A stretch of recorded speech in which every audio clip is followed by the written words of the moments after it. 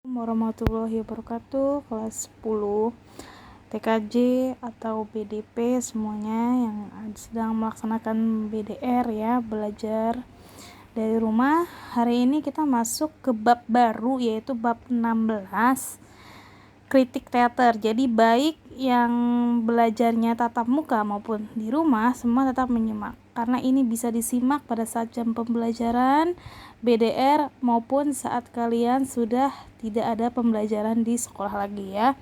Oke, judul dari materi kita yang bab 16 adalah kritik teater. Oke, diperhatikan ya. Di buku kalian bisa buka di halaman 422. Di sini ada pengantarnya mengenai bahwa setiap hari kalian kan melihat kejadian peristiwa, mendengar kabar berita baik melalui pengalaman langsung, televisi maupun siaran radio.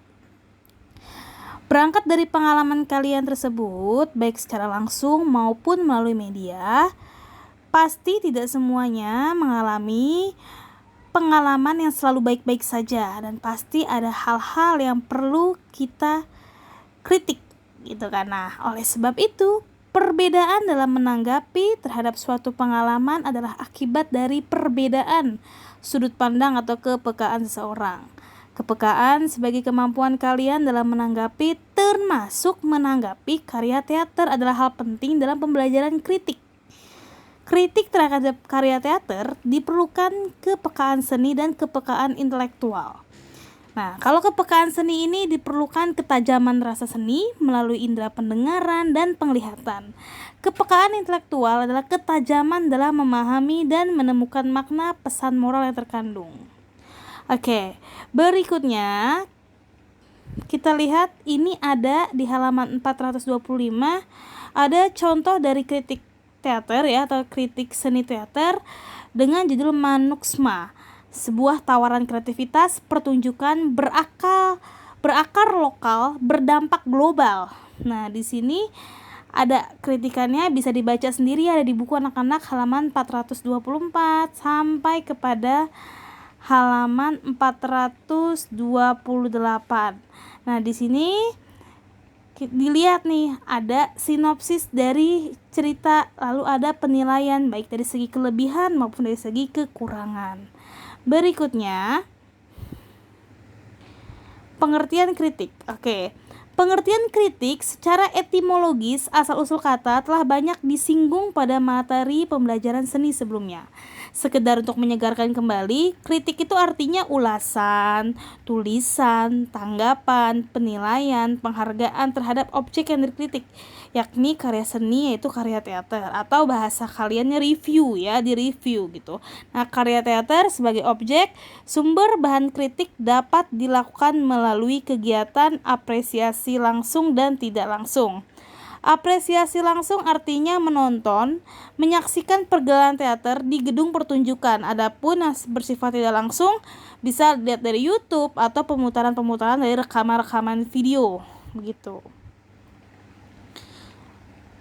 Berikutnya pada halaman 431 ini ada materi yang menjelaskan bahwa persyaratan yang dimaksud dalam mengkritik karya seni khususnya teater, kita meliputi yang pertama ada kreator teater, seniman, pembuat, pencipta, disebut dengan sutradara atau art director. Yang kedua, karya seni adalah wujud benda bentuk karya seni yang mengandung nilai-nilai keindahan dan nilai pesan. Yang ketiga, sebagai pembaca atau sebagai penikmat seni merupakan persyaratan tidak boleh dilupakan dalam kegiatan kritik. Kritik tanpa melibatkan penonton, pembaca adalah sia-sia. Berikutnya, di sini saya akan menjelaskan mengenai jenis kritik secara singkat ya.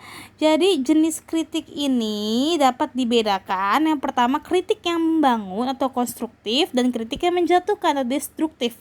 Nah, kalau kritik yang membangun atau kritik konstruktif artinya kritik dilakukan oleh kritikus teater berisi ulasan dan tanggapan tentang karya teater dengan kecenderungan bersifat optimis dan positif, tidak menjatuhkan seniman dan membingungkan pembacanya. Kritik destruktif artinya kritik dilakukan oleh kritikus teater berisi ulasan dan tanggapan tajam tentang karya teater dengan kecenderungan bersifat pesimis dan negatif, kadangkala melemahkan semangat kreator seni. Kritik dibutuhkan untuk membangun iklim kondusif seni teater. Berikutnya, fungsi dari kritik. Nah, kritik hadir dan diterima di tengah-tengah masyarakat ya, karena kritik memberikan manfaat dan memiliki fungsi bagi pihak-pihak yang terlibat di dalamnya. Fungsi kritik yang pertama ada fungsi sosial, yang artinya kritik yang ada dan dilakukan kritikus memberikan dampak pencitraan terhadap kritikus itu sendiri. Yang kedua, fungsi apresiatif.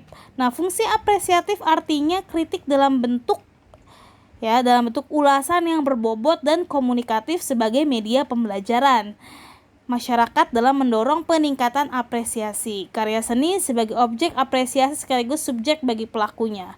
Berikutnya ada fungsi edukasi. Nah, ini artinya mengandung unsur pendidikan dan pembelajaran dari yang tidak tahu menjadi tahu bagi pembaca.